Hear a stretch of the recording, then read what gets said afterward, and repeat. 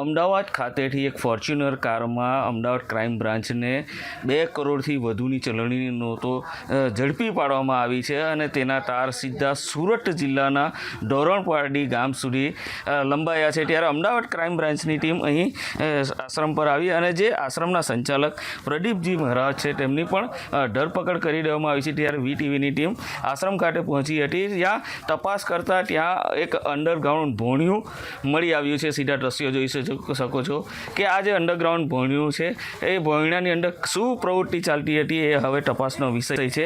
હાલ તો અહીં સ્ટોરરૂમ જેવું છે અને સ્ટોરરૂમમાં સામાન મૂકી રાખવામાં આવ્યો છે।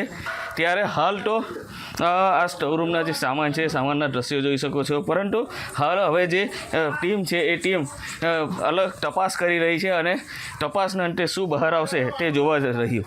કેમેરામેન નાઝીમ સાથે નિર્મલ પટેલ, વીટીવી સુરત।